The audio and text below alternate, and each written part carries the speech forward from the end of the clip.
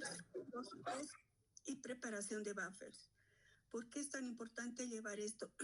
En realidad esto también forma parte de los cálculos importantes en bioquímica. Sin embargo, es un tema un poco aparte porque vamos a hacer un poco alusión también al tema de la hemoglobina que hemos llevado. La hemoglobina es un importante buffer fisiológico. Vamos a hablar de eso. Y algo que recalco también es que buffers ustedes han llevado en química general, han llevado en química analítica, entonces es para ustedes un recuerdo. Sin embargo, dado que los buffers son sumamente importantes en bioquímica, pues vamos a tocarlos de manera relativamente rápida. Vamos a hacer un ejercicio también como ejemplo, bueno, de preparación de buffer, y vamos a hacer otros ejercicios. Entre los objetivos tenemos explicar la importancia bioquímica de los buffers. Tienen que ustedes, al finalizar la práctica, al finalizar el tema, tienen que poder fundamentar la base química de cómo funcionan los buffers y los buffers fisiológicos en particular. Tienen que poder establecer los fundamentos que permitan determinar un intervalo de pH para preparar una solución buffer. Tienen que poder aplicar una metodología para la preparación de buffers, fundamentando los cálculos necesarios, que es lo que vamos a hacer. Bueno, entonces comencemos con los buffers fisiológicos.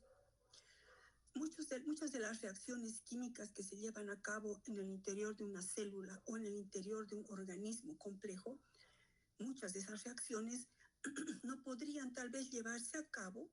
Bueno, son muchos los factores que afectan, pero entre ellos está que esta parte importante, que si no se establece una homeostasis, que se refiere a un equilibrio dinámico que debe existir en un organismo vivo, yendo a lo más mínimo una célula, si no se establece esta homeostasis, pues no pueden ocurrir muchísimas reacciones que garanticen la vida celular o la vida de un organismo. Por tanto, la homeostasis constituye un aspecto fundamental en la fisiología de los organismos vivos. Una parte importante, un aspecto importante de la homeostasis son los sistemas amortiguadores o buffers. Estos equilibran la acidez y la basicidad y permiten mantener el pH de los organismos vivos dentro de límites fisiológicos. Si recordamos capítulo 1, chicos, los humanos para tener pHs compatibles con la vida, pues el intervalo de pH oscila entre 6.8 y 7.8. Es un intervalo relativamente, aparentemente parece amplio, aunque fíjense, es solo un punto de pH. Aunque el margen estrecho, sobre todo a nivel sanguíneo, está entre 7.35 y 7.45. Fíjense, 0.1 de pH.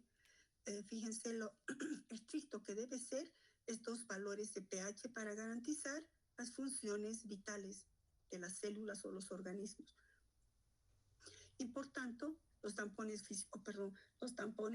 fisiológicos son la primera línea de defensa para garantizar esa homeostasis y para, enfrentar cambios que pueden ocurrir de pH en los líquidos corporales. Entre los tampones fisiológicos, subrayen eso, chicos, tampones fisiológicos, tenemos el tampón fosfato, el tampón bicarbonato y el tampón hemoglobina. Son las tres barreras más importantes que garantizan el mantenimiento de estos valores de pH compatibles con la vida. Bueno, les he puesto esto los eritrocitos, que estaríamos hablando de la hemoglobina, ¿no? Empecemos con el tampón hemoglobina. Es un tampón fisiológico muy eficiente. ¿Por qué es eficiente la hemoglobina? Hemos visto la estructura de la hemoglobina, ¿verdad? Nosotros hemos visto que es una proteína tetramérica, es decir, que está formada por 4 subunidades proteicas y que además se observa en la estructura de la hemoglobina, pues la característica importante que le da funcionalidad es su estructura cuaternaria. Y lo que ocurre es que la hemoglobina es capaz de producir un cambio de pK cuando está funcionando en su estructura. aparte de, es tan importante porque puede haber cambios de pK, subrayen cambios de pK, y también porque existe gran cantidad de hemoglobina estoy hablando en el cuerpo humano. Perdón, alguien está queriendo decir algo, espérenme un cachito.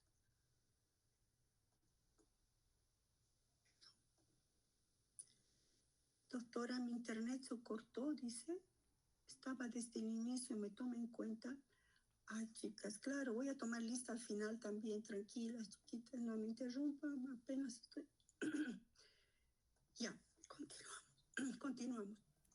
Entonces, la hemoglobina es un tampón fisiológico. Veamos primero, ¿por qué es un tampón fisiológico? Subraye, porque puede producirse cambios en su pK, en su estructura, cambios de pK en sus propiedades, y además porque existe gran abundancia, subrayen eso, de la proteína.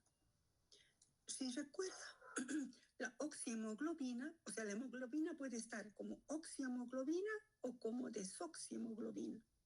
La oxihemoglobina sería la hemoglobina oxigenada. Vemos aquí, hemoglobina con oxígeno, que tiene un pK de 7.16.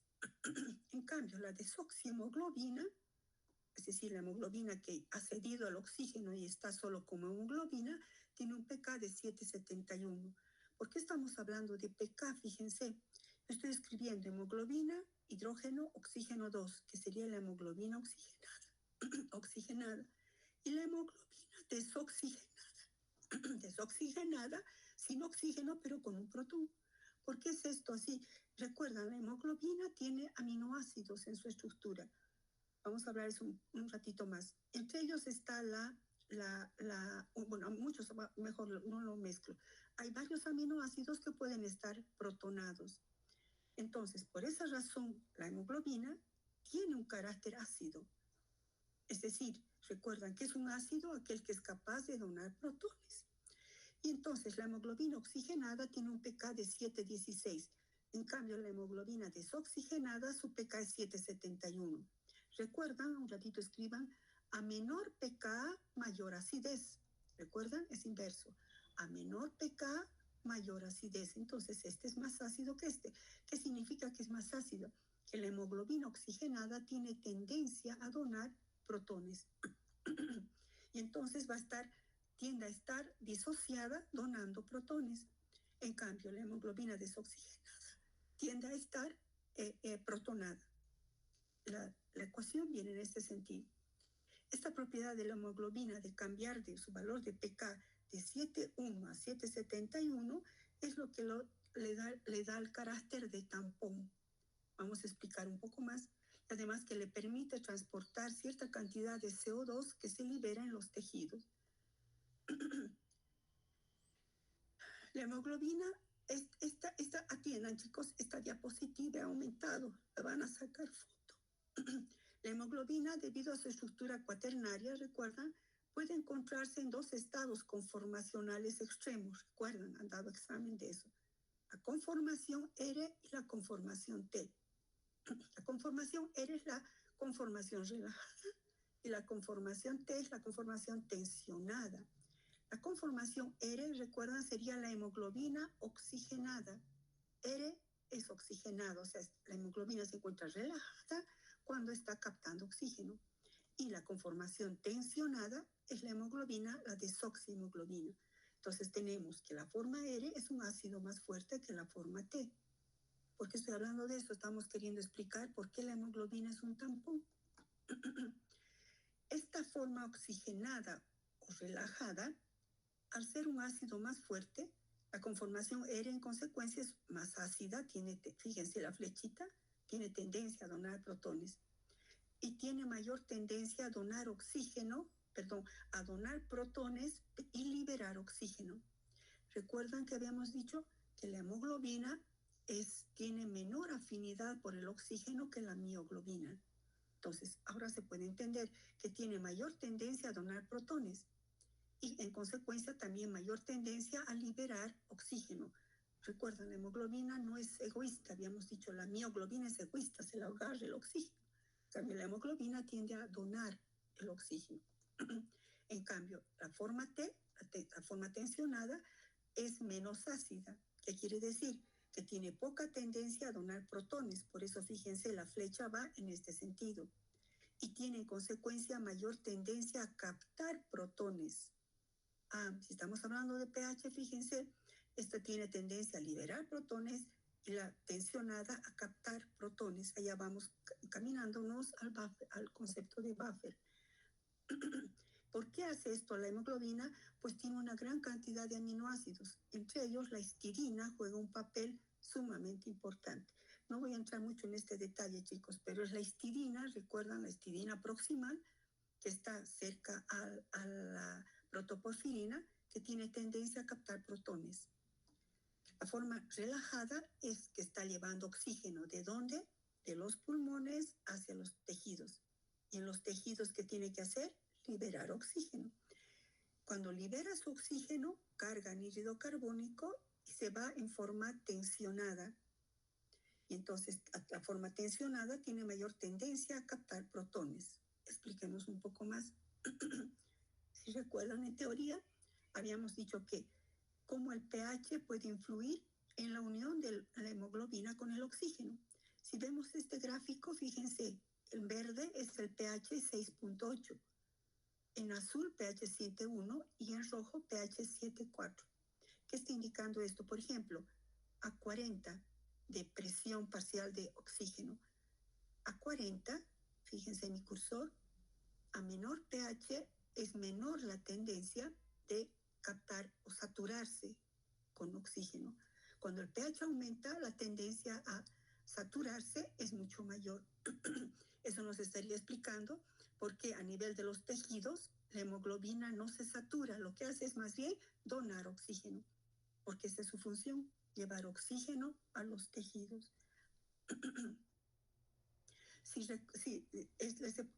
Perdón, sáquenle foto a esto, por favor. No, perdón, eso también sáquenle foto, chicos. Espérenme, ¿dónde va a ir esto? Esto va después de la diapositiva 5, sería la después de la 5. Esto llámenle 5A. Esta sería la diapositiva 5A. Vamos a llamar así. Ya debió sacar foto. Esta será la diapositiva 5B. Es la relación entre el pH y la saturación. Esta será la diapositiva 5C. Voy a explicar esta diapositiva. Esta es una representación esquemática del transporte de gases desde los pulmones, entre los pulmones y los tejidos. En los tejidos, recuerdan, por efecto del metabolismo, se genera anhídrido carbónico.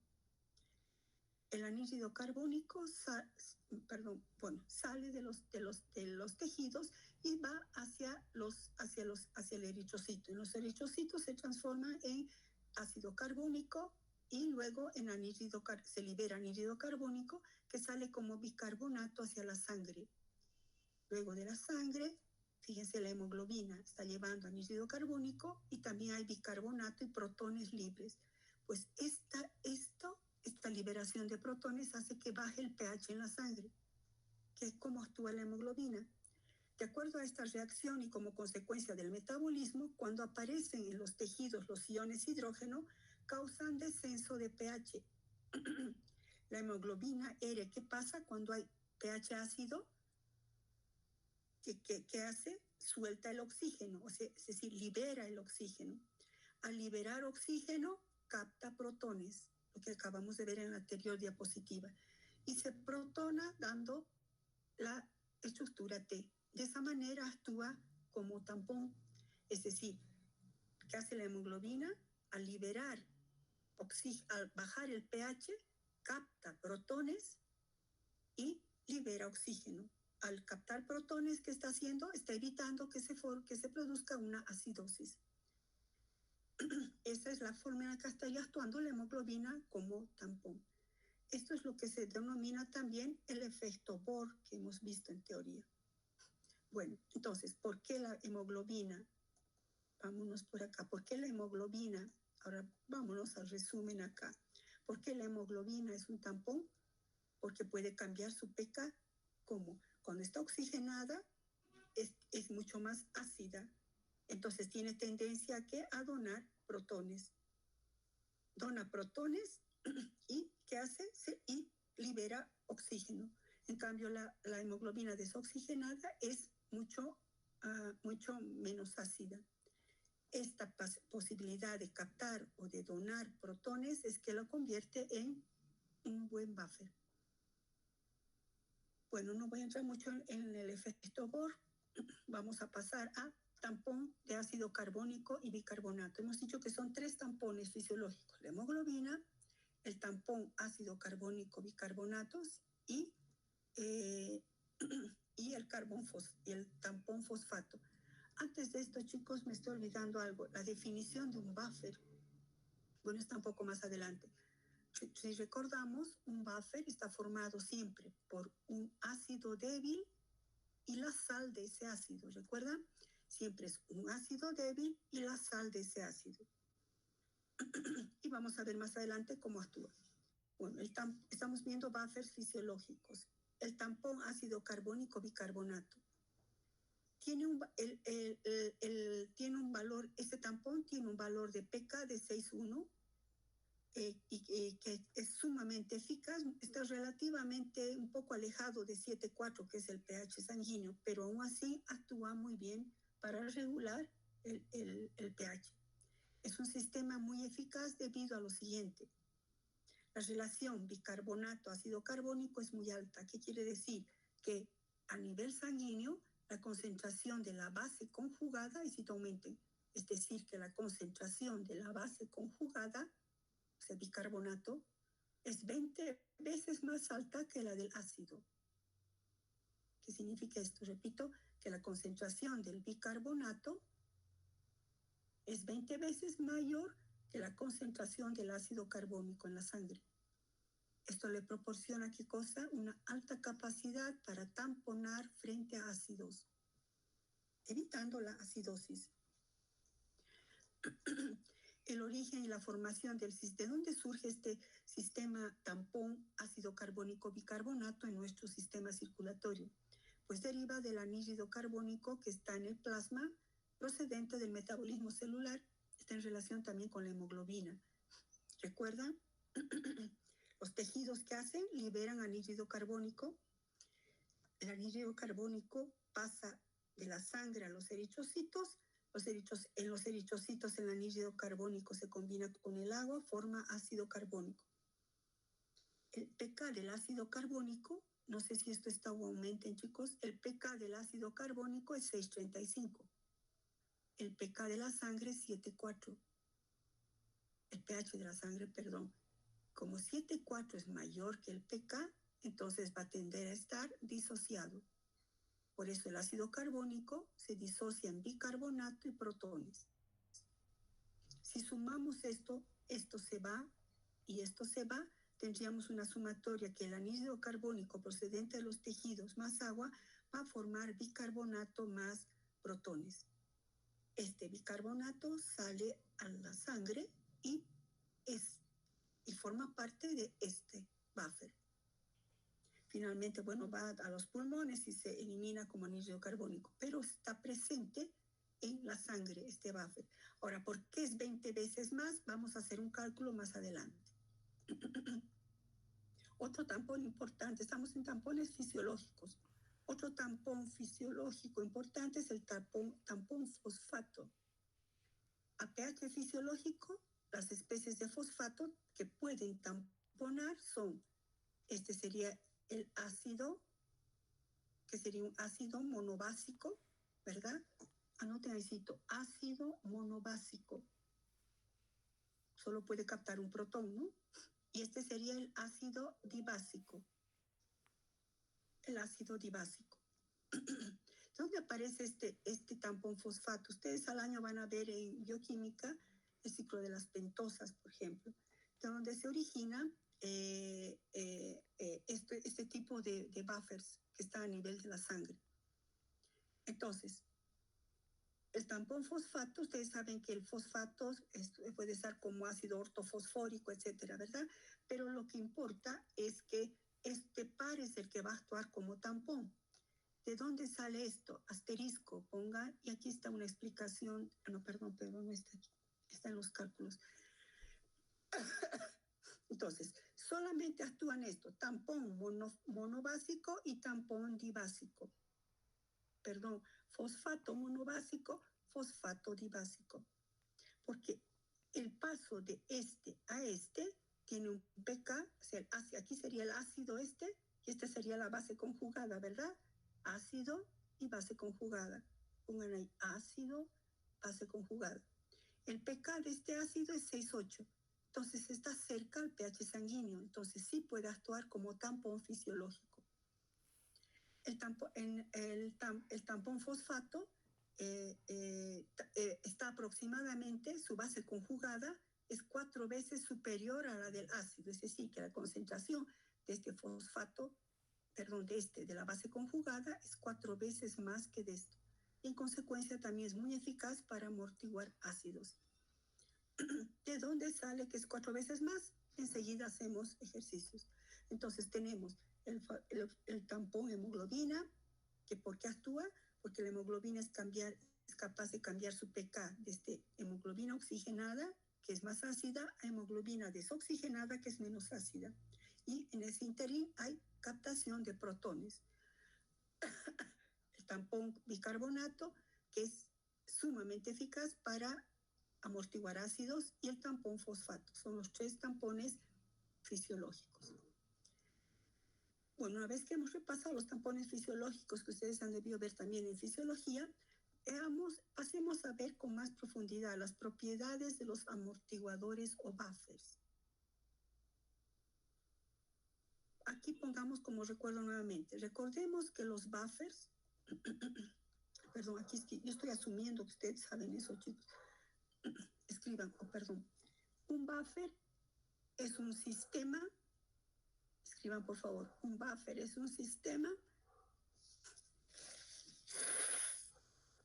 que está formado por un ácido débil y su base conjugada. Es un sistema que está formado por un ácido débil y su base conjugada. Su función es evitar los cambios bruscos de pH. Su función es evitar cambios bruscos de pH en las soluciones. Bueno, con ese recuerdito, veamos sus propiedades. El pH de una solución amortiguadora va a depender siempre de la naturaleza del ácido débil que la integra. Ahorita acabamos de decir que está formado por un ácido débil y su base conjugada. O sea, el pH de un buffer va a depender del pK de su ácido débil. Esto es bien importante. Recuerden, porque esto ustedes ya saben, depende del pK del ácido débil. El pH de un sistema amortiguador depende de la proporción relativa que exista entre la sal y el ácido. Recuerden, ácido débil y su base conjugada. Cuando digo base conjugada es la sal, ¿verdad? No depende de las concentraciones absolutas. Lo que importa es la proporción, encierren ahí, de la proporción relativa, encierren un círculo. ¿Qué quiere decir esto? Que depende de la proporción relativa, no de las concentraciones absolutas. Por ejemplo, si un sistema amortiguador 2 molar en sal, recuerden, siempre es una sal y un ácido, ¿no?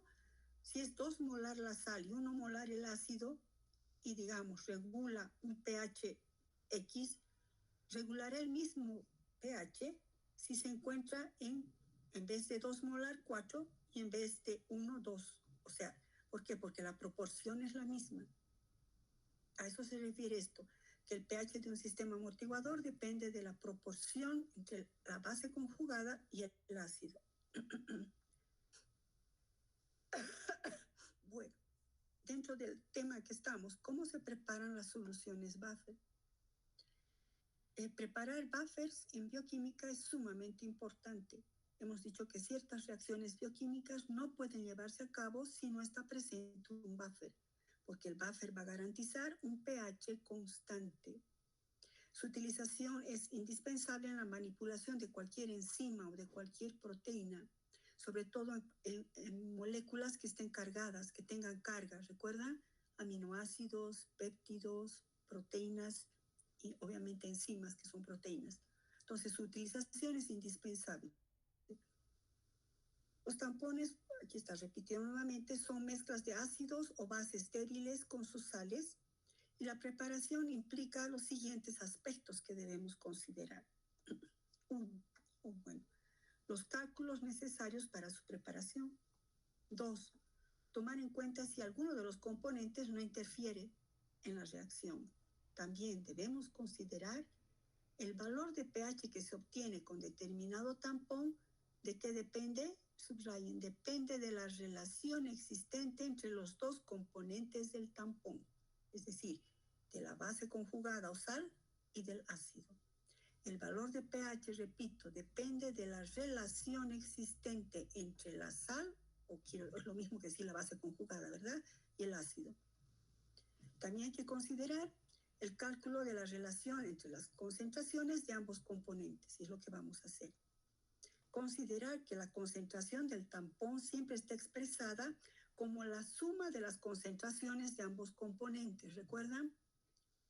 La suma de los componentes tanto de la sal o base conjugada y la del ácido es igual a la concentración del buffer. Todo esto vamos a poner en consideración para hacer los cálculos para preparar un buffer. Por ejemplo, si decimos que la concentración de un buffer es 1 molar, ¿qué significa? Que la suma tanto de la base conjugada como del ácido es 1 molar. Esto no se olvide, esto vamos a usar en los cálculos. La concentración, repito, de un tampón está expresada por la suma de las concentraciones de ambos componentes. Estas definiciones son sumamente importantes. Por tanto, para preparar una solución buffer, vamos a usar la ecuación de Henderson y Hasselbalch. Ustedes recuerdan que la ecuación de Henderson-Hasselbalch es pH es igual a pK más el logaritmo de la concentración de la base conjugada, es decir, la sal, y la concentración del ácido. Es decir, vamos a hacer el cálculo. ¿Qué cosa hay que calcular? Pues la relación de las cantidades de los componentes. Pongo parte experimental en cuanto a que sí se podría hacer, chicos, pero solo vamos a hacer cálculos. Preparación del buffer, un buffer fosfato monopotásico, fosfato dipotásico, que es un buffer muy utilizado y que se asemeja al buffer fisiológico. Necesitaríamos una balanza, pHímetro de alta sensibilidad, uretas, agitador magnético, pipetas, vasos de precipitación. Y los reactivos obviamente tendrían que ser fosfato monopotásico, o sería fosfato dibásico, ¿no? Y fosfato dipotásico o monobásico. ¿Está claro? Para que no se confundan, fosfato monopotásico solo tiene un potasio, la valencia de esto será -1, ¿no? Y de esta es -2. Bueno, estos serían los reactivos. Pasemos a ver algunos ejercicios, luego vamos a hacer cálculos para preparar esto y luego pues viene el cuestionario que va a estar en el classroom después. Veamos algunos ejercicios. Explique, hemos dicho, ¿verdad?, que en el buffer ácido carbónico o bicarbonato ácido carbónico, la relación entre la base conjugada bicarbonato y ácido carbónico es 20. Que habíamos dicho que en la sangre existe 20 veces más bicarbonato, o sea, concentración, ¿no? El bicarbonato está 20 veces más concentrado en la sangre que el ácido carbónico. ¿De dónde sale ese valor? A ver, sabemos que tenemos que conocer siempre de qué depende, hemos dicho, el pH de un buffer. Aquí está, chicos, el pH de un buffer depende de... ¿Dónde está?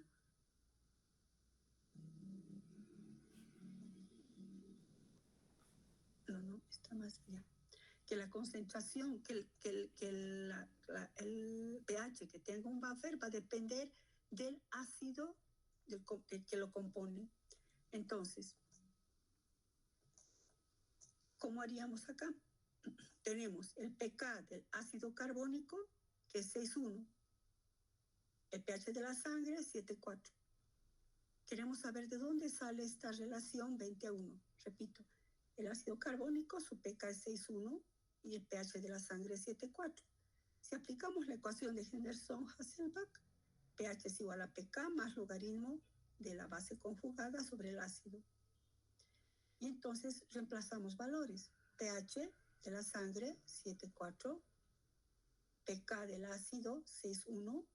¿Y qué es lo que queremos saber? Esta relación, de dónde sale que hay 20 veces más bicarbonato que ácido carbónico. Si reemplazamos estos valores, esto pasa a restar, ¿verdad? Acá. Y sacando esta diferencia nos da 1,3. Esta es la relación que queremos conocer. Veamos que salga 20. Esta como está, se saca, ¿qué cosa, chicos? El antilogarismo. Sacando el antilogarismo, ustedes saben, ¿verdad? En la tecla 10 a la X, en su máquina, resulta que la relación bicarbonato, ácido carbónico, sale 19,95, es decir, casi 20. Y ahí sale que, considerando el pK del ácido carbónico y el pH de la sangre, pues en la sangre hay 20 veces más de bicarbonato que ácido carbónico. Por esa razón, el buffer bicarbonato, ácido carbónico, ayuda mucho en la neutralización de los ácidos que se originen en la sangre. Si quieren les saca una foto, no sé, creo que eso no está en las diapositivas que les he dado. Sáquenle una foto, chicos.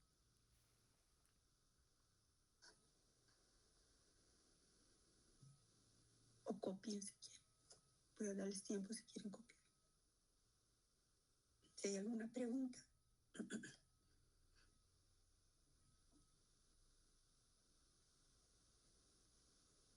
Bueno, entonces fíjense que la base conjugada aquí está muy bien representada por el bicarbonato y el ácido por el ácido carbónico, ¿verdad? Otro ejercicio.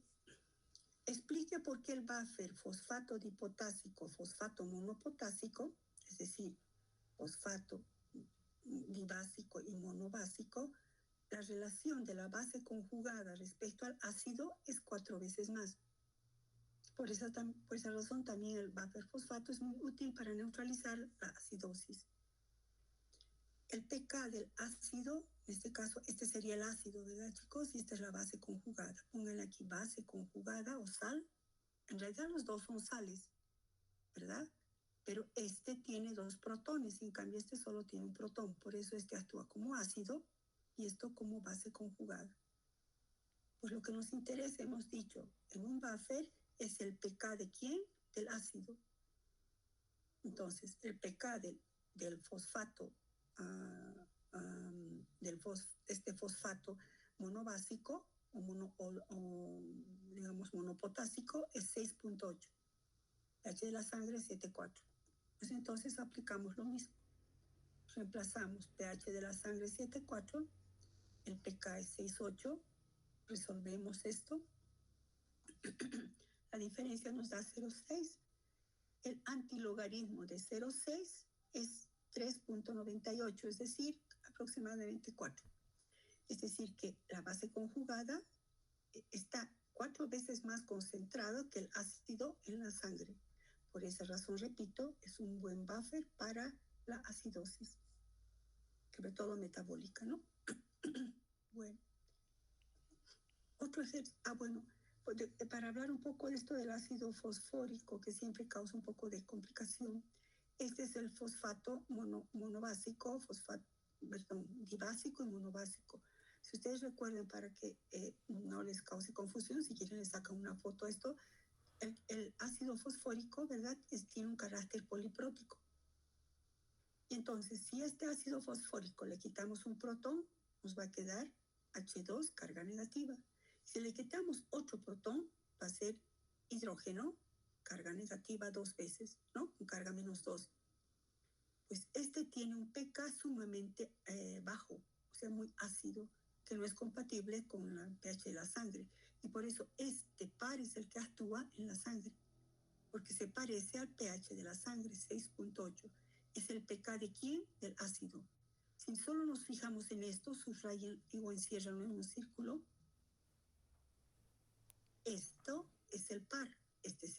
ácido y esta es la base. Les doy tiempo que copien, chicos, a un ladito de su diapositiva, como una aclaración. Pensé que era necesario. ¿Pueden copiar, por favor?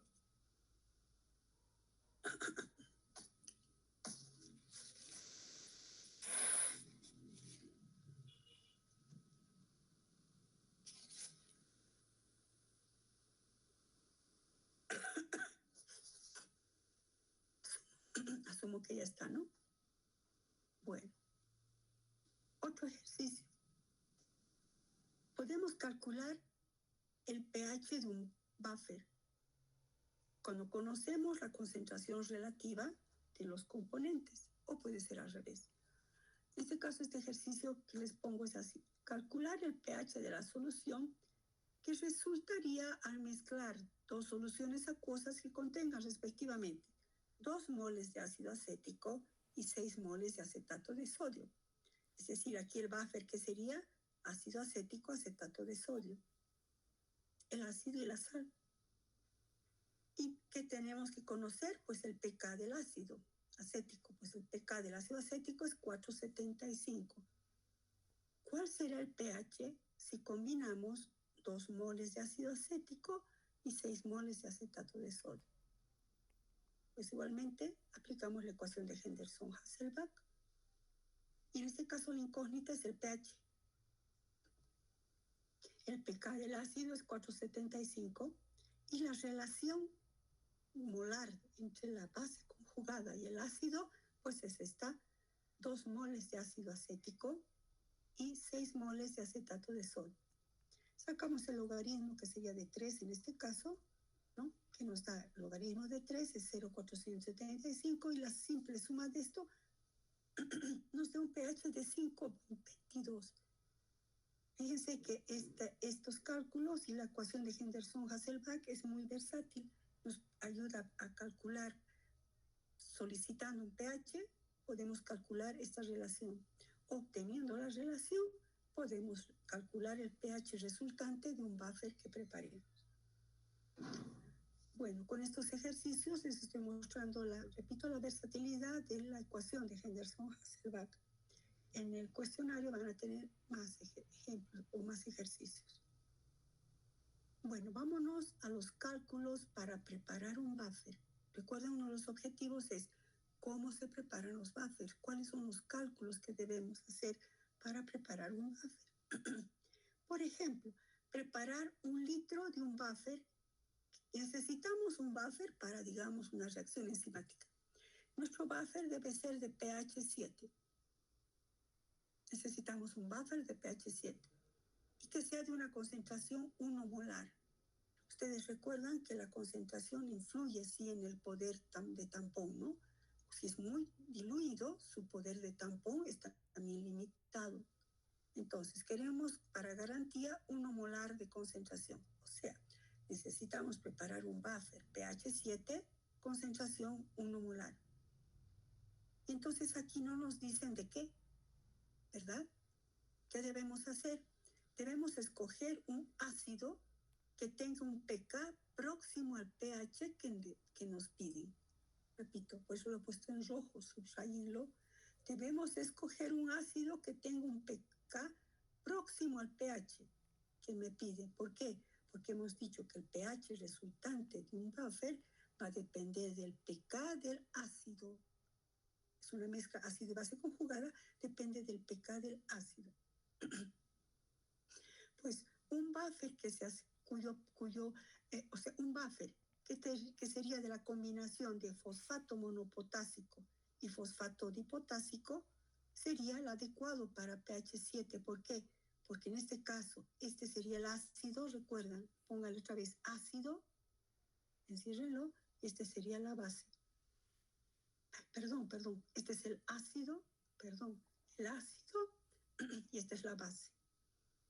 Pues el pK de este ácido, porque este es el ácido, porque aquí hay 2 protones, pues 2 hidrógenos, ¿no? Aquí no.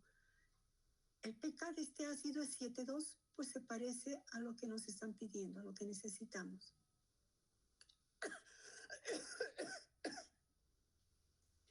Entonces tenemos datos. Nos piden que preparemos 1 litro. ¿De qué concentración? 1 molar. El pK del ácido que queremos elaborar es 7.2. El pH deseado, 7. Perdón, chicos, un cachito.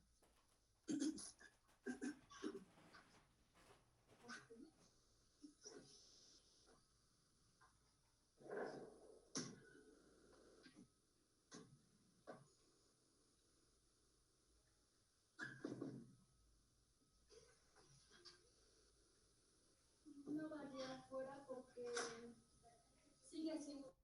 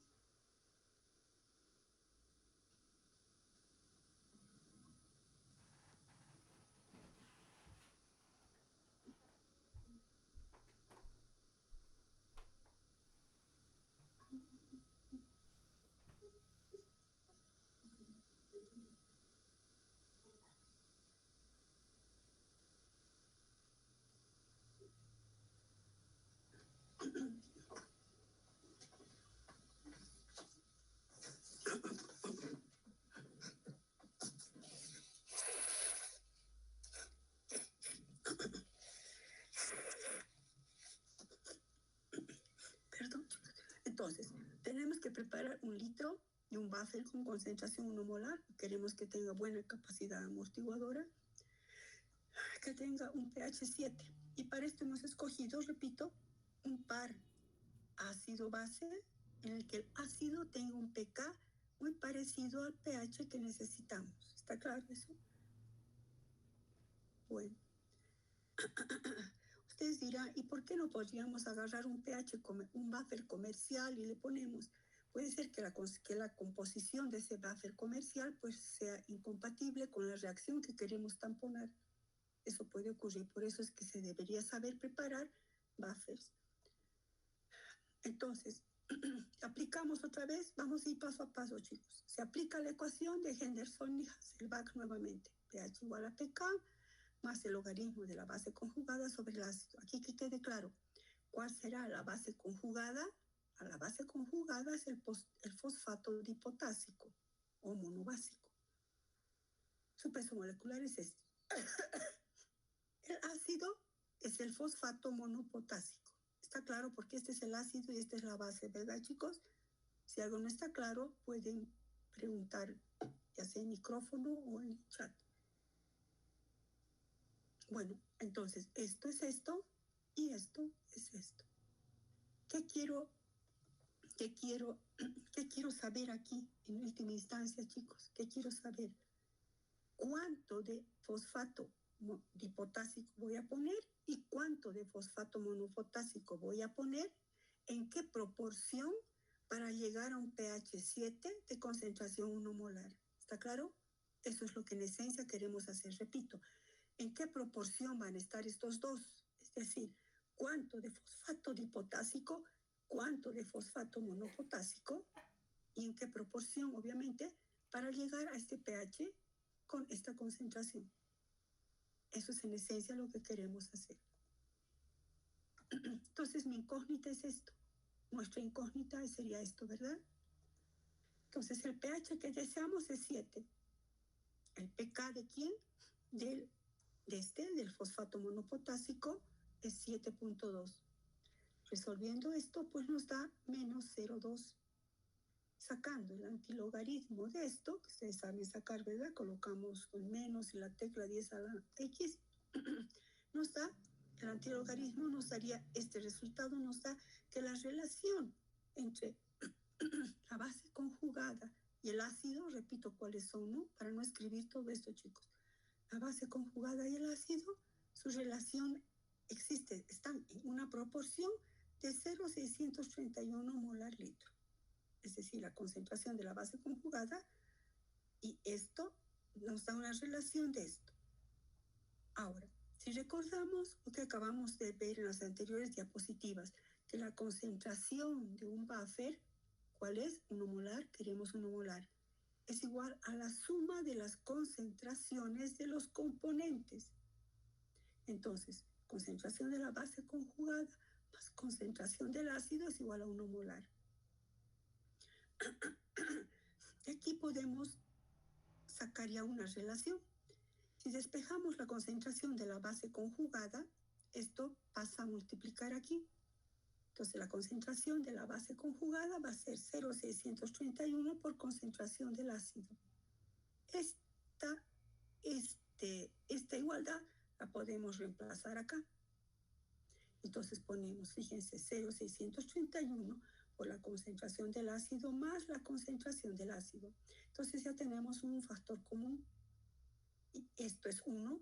Entonces esto más esto será, pues, y todo esto es igual a 1 molar, ¿no?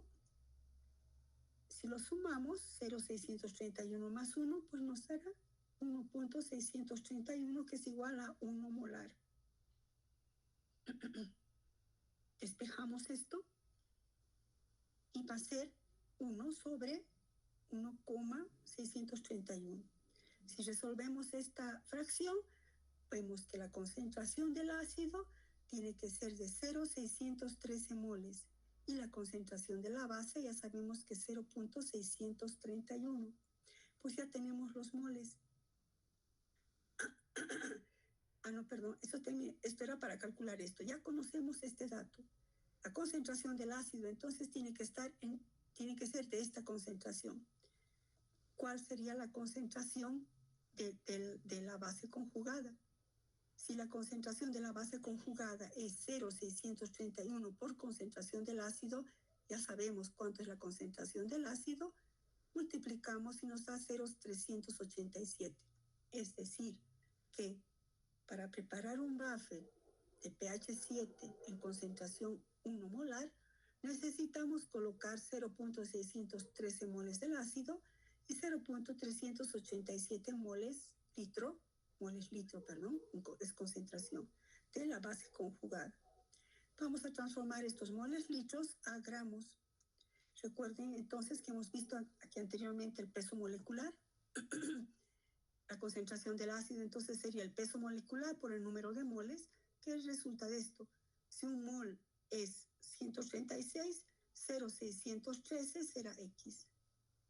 Entonces, peso molecular del ácido, 136 por el número de moles, 0,613.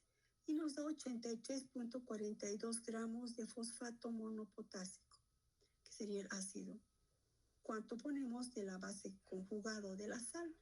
Pues su peso molecular, que es 174,18, por el número de moles 0,387, 67,41 gramos de fosfato dipotásico.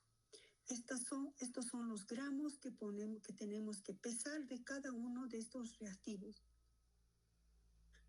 ¿Cómo vamos a hacer? Procedimiento. Vamos a pesar ¿cuánto era?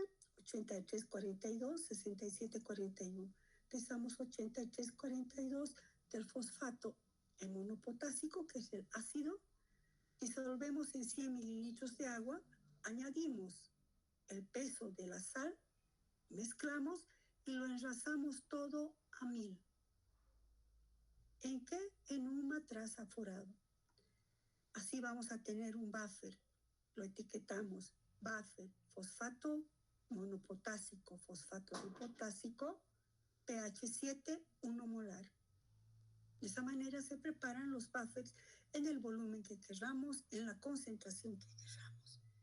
El volumen va a depender al final y en la concentración también dependería de dónde influiría la concentración. Pues la concentración influiría acá, ¿verdad? Esto más esto. Si digamos queremos 0,5 molar, le ponemos 0,5. Porque la concentración siempre es la suma de los componentes. Yo sé que ustedes han llevado esto, es un recuerdo porque sí es importante para bioquímica.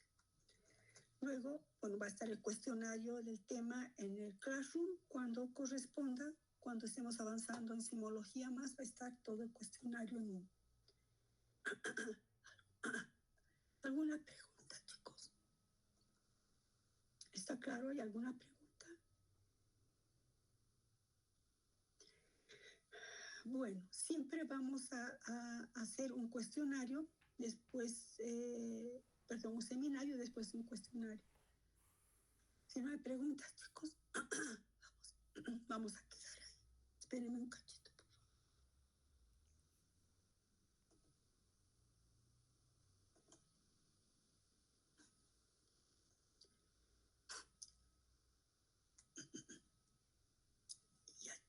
Ya, chicos. Entonces, quedamos en esto. Así, el siguiente tema, y estamos entrando en simología, chicos. En enzimología vamos a hacer cálculos de diluciones, etcétera, etcétera. Cálculos de la KM, la velocidad máxima, con datos, ¿no? Para que ustedes puedan graficar. Si no hay preguntas, chicos, quedamos ahí, por favor. ¿No hay preguntas? Pues bueno, bueno, hasta luego, chicos.